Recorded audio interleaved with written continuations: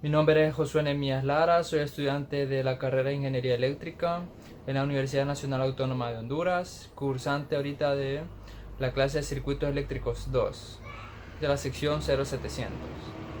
Bueno, entonces aquí tenemos este ejercicio donde el enunciado nos especifica que obtenga la potencia de todos los elementos del circuito y compruebe el teorema de Taylor. Lo que hay que hacer es transformar el circuito en función de su frecuencia. En este caso nuestra frecuencia angular son 1000 radianes sobre segundo. Entonces, para transformar lo que serían las impedancias capacitiva e inductiva respectivamente, la fórmula son estas. Entonces, ya transformando el circuito, lo que nos queda serían que tendríamos una impedancia capacitiva de menos 6J y una impedancia inductiva de 5J.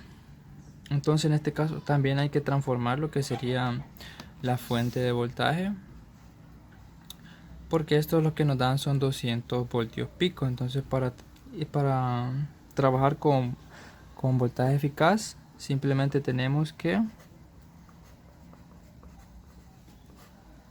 voltaje eficaz es igual al voltaje pico dividido entre raíz de 2. Entonces simplemente tendríamos que poner los 200 dividido entre raíz de 2. Para encontrar las corrientes de las dos mallas vamos a hacer una lectura de voltajes de Kirchhoff.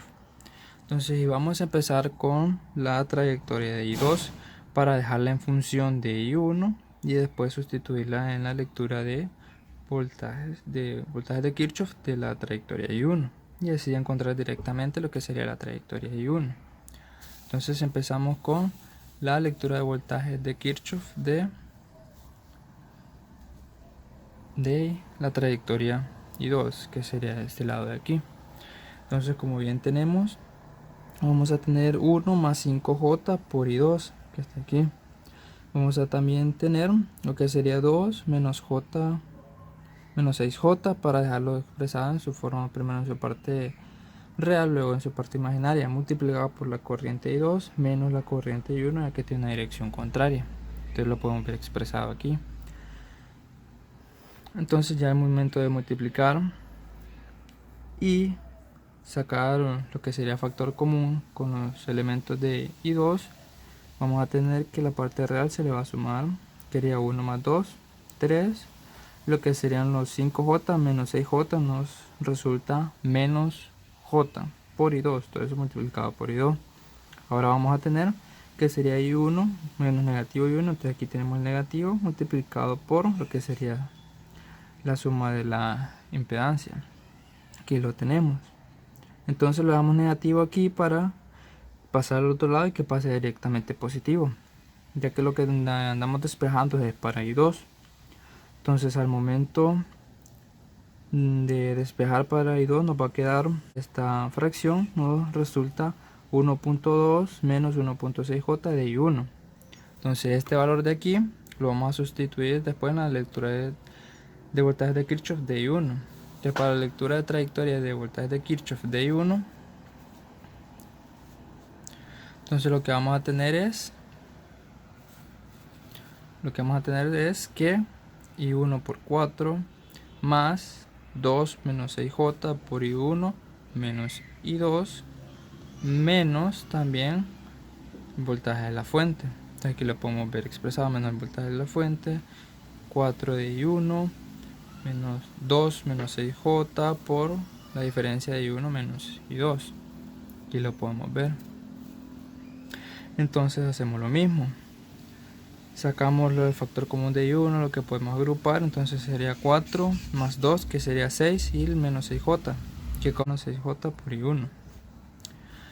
Más lo que sería 2 menos 6J por menos I2. Entonces menos 2, vamos a tener aquí, menos por menos más, 6J de I2.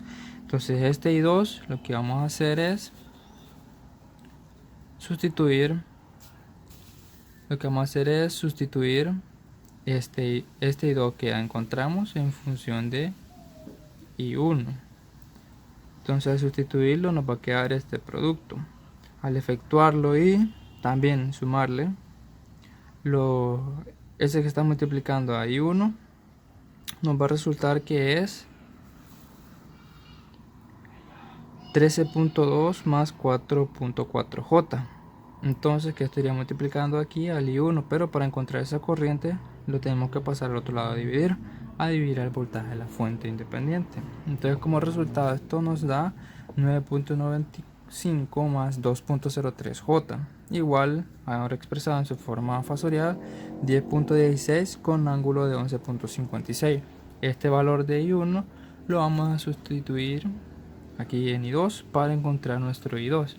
Entonces, como ustedes pueden fijar, aquí tenemos nuestra corriente I3, que al hacer una lectura de corrientes de Kirchhoff en el nodo B1, que lo tenemos aquí expresado, vamos a hacer que las corrientes que salen son igual a las corrientes que entran. Entonces aquí la corriente que entra simplemente es, que sería I1, y va a salir nuestra I3 y va a salir nuestra también I2. Tanto I1 como I2 ya las conocemos, ya las encontramos. Entonces vamos a tener que I3 más I2 es igual a I1. Lo pueden observar aquí. Esta entra y estas dos salen.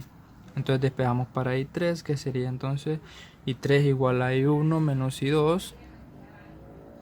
Entonces ya teniendo estos dos valores, simplemente tenemos que hacer la resta de estos fasores para encontrar nuestro I3. Y I3 nos resulta que sería 16.38 con ángulo de 108.68. Ahora lo que procede sería encontrar nuestra potencia P1, Q1, P2, P3, Q2 y nuestra potencia que suministra la fuente, que sería nuestra potencia total. Entonces, ahora simplemente vamos a pasar a la segunda parte de nuestro ejercicio. Ya aquí tenemos nuestra segunda parte del ejercicio, donde la potencia aparente de la fuente es lo que sería el voltaje total, el voltaje de la fuente por la corriente que pasa por ahí, la corriente que está aportando la fuente, que sería el conjugado de I1. Si lo pueden ver acá, vamos a tener que voltaje de nuestra fuente, que sería este fasor multiplicado por, que sería la corriente que pasa por aquí, que sería este, pero con su conjugado, y el conjugado nos indica que sería la misma magnitud pero con el ángulo con signo contrario. Bueno, entonces aquí al sustituir estos valores, ya observen que está su conjugado de la corriente, entonces nos da que va a tener 1363.06 parte real, que sería su potencia real consumida, y no es una parte imaginaria, que sería potencia reactiva consumida. Sabemos que la suma de estas dos potencias nos da nuestra potencia aparente total. Aquí he representado nada más la potencia aparente de forma fasorial. Entonces el teorema de Televen nos especifica que la potencia suministrada al circuito es igual a la potencia consumida por el corriente total de la fuente. O sea, la potencia total suministrada es la potencia que aporta la fuente, y la potencia consumida sería la que consumen todos los elementos del circuito. Entonces vamos a comprobar, vamos a obtener, como ya hemos dicho antes, P1, Q1, P2, P3 y Q2, y al final hacer la suma de la potencia activa y de la potencia reactiva, y nos tienen que dar igual a la suma de la potencia de la fuente. Bueno, entonces para P1 vamos a tener que, sabemos que potencia es sería igual al voltaje que tendría la resistencia por la corriente de la resistencia, pero al no tener el voltaje de esa resistencia sí lo podemos encontrar, pero hay una manera más directamente de encontrar la potencia que está consumiendo esa resistencia sin necesidad de encontrar ese voltaje, y eso es gracias a la ley de Ohm.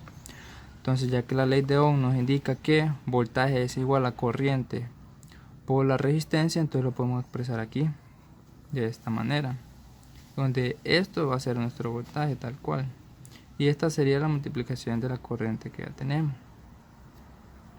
Entonces, como pueden observar, la potencia sería la corriente que pasa por esa resistencia por el valor de la resistencia. Eso nos tiene que dar la potencia activa que consume esa resistencia, que aquí está expresada de esa manera. Para P1 vamos a tener que tiene que ser la corriente de I1 al cuadrado, la magnitud de la corriente de I1 al cuadrado por el valor de la resistencia, que en este caso es 4. Entonces la magnitud de I1 son 10.16, esto lo vamos a elevar al cuadrado, lo vamos a multiplicar por 4. Nos resulta que es 412.90 watts, ya que estas son las unidades de la potencia activa. Ahora tenemos nuestra Q1, que se puede encontrar de la misma manera, elevando la magnitud de la corriente al cuadrado multiplicado por su impedancia. Entonces la corriente que pasa por Q1 es I3 y esta la vamos a elevar al cuadrado, que serían 16.38 por los 6. Eso nos resulta menos 1609.82 J en voltio amperio reactivo, que son sus unidades, y es menos J porque esa potencia es debido a este capacitor, que sería la Q1, y sabemos que la naturaleza de la potencia reactiva por un capacitor va ligada a lo que sería menos J. Entonces aquí simplemente se lo agregamos al final porque ya sabemos las características de esta potencia, que es por un capacitor. Entonces ahora tenemos P2, que sería potencia activa de nuestra resistencia de 2 ohmios.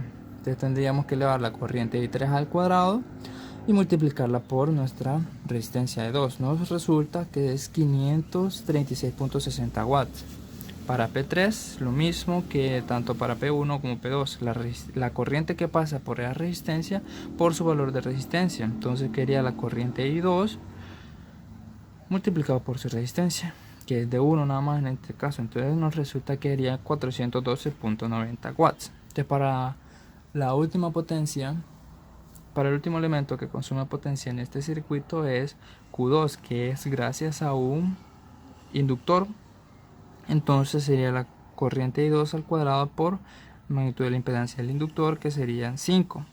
Entonces 20.32 al cuadrado por 5 nos resulta 2064.51 J voltio amperio reactivo, y el J es también por la característica de la potencia, que es debido a un inductor, y el inductor sabemos que su comportamiento solo es de J, no es de menos J como en el caso del capacitor.